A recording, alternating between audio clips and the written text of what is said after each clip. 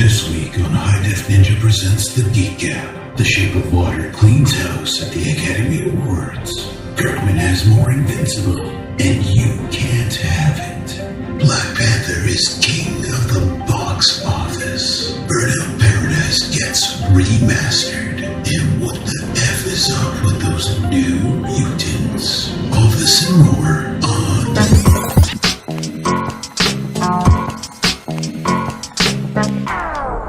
What is up, Ninja Clan? It is I, Ken Livitski, aka Tried On, and this is the GeekCap, as presented by High Def Ninja. Guillermo del Toro won big at the Oscars, the 90th Academy Awards. Shape of Water cleaned house. Del Toro took home Best Director. Shape of Water took home Best Picture. Sam Rockwell took home Best Supporting Actor for Three Billboards Outside Ebbing, Missouri. And Frances McDormand took home Best Actress for that film. Gary Oldman took Best Actor for Darkest Hour. And Allison Janney took home Best Supporting Actress for I, Tonya. Telling you, as a GDT fanatic, I was pumped. I was screaming at my TV.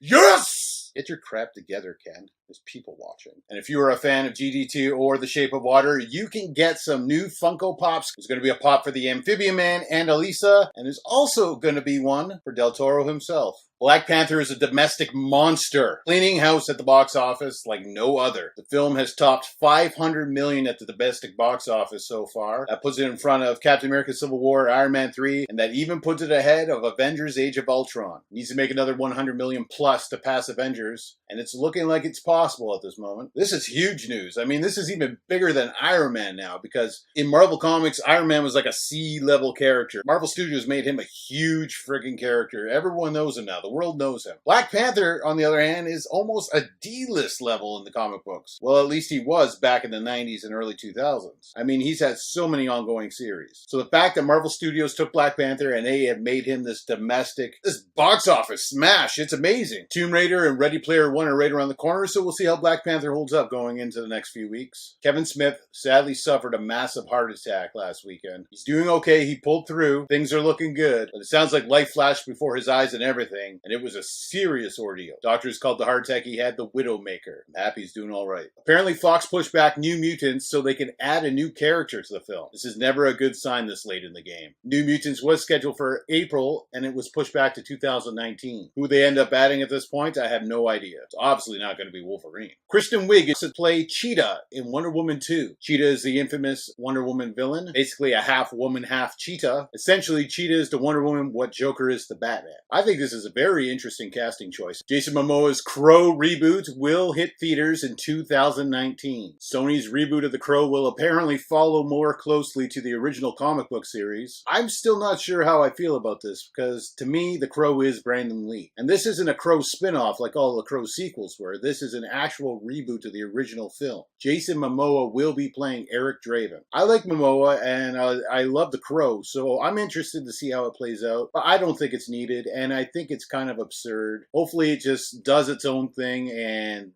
Brandon Lee's Crow can live on in that side of the universe. Marvel Comics has announced a line-wide rehaul of their entire comic book series. Again, it's been 6 months since their Marvel Legacy event, so it makes sense. This is going to include taking a whole bunch of their big comic books and relaunching them with #1 issues and new creative teams. And usually I'm really annoyed when it comes to relaunching with new #1s, but they have a couple new series coming up that sound really interesting to me, including The Amazing Spider-Man by Nick Spencer and Ryan Ottley. Ryan Ottley is, of course, the artist of Invincible, one of my favorite comics ever. So seeing him do a Marvel character, Spider-Man, I'm pretty excited to see that. The other one that sounded really cool is The Immortal Hulk. Bruce Banner is back as the Hulk. Written by Al Ewing with art by Joe Bennett, The Immortal Hulk will be a horror-like comic book. To me, the Hulk has always had a horror backbone, and I'm really excited to see this. The last Hulk run that I really loved was Bruce Jones' run, and that was early 2000s, and that was scary and creepy at times. So if this can follow in those footsteps,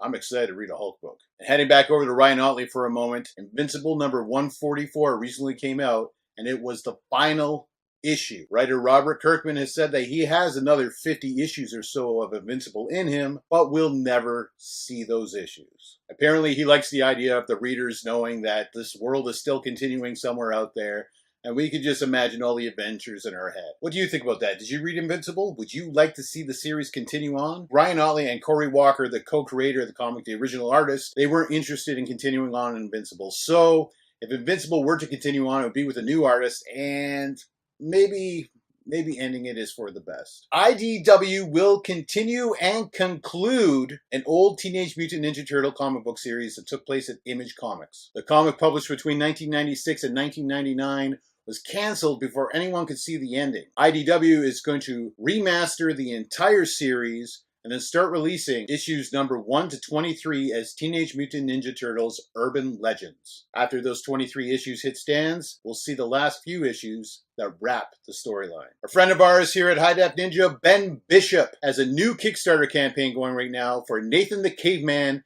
10th Anniversary Edition. Ben released Nathan the Caveman back in 2008. It's his original 300-page graphic novel, and he's reprinting it and just making it really, really beautiful for this 10th anniversary. If you'd like to know more about this comic book and support the comic book through Kickstarter, we'll have the link down below. Go check it out. Support Ben. He's an awesome dude, awesome artist. Check out his work. You're going to love it. And over at Aspen Comics, we have Blake Northcott. We've had interviews with Blake in the past regarding her Arena Mode book series, which I am a character in, by the way. The Living R. She'll be kicking off a new Executive Assistant Iris comic book series for Aspen. Blake's Volume 5 of Executive Assistant Iris will hit stands May 23rd, and it's looking frickin' amazing. It sounds cool.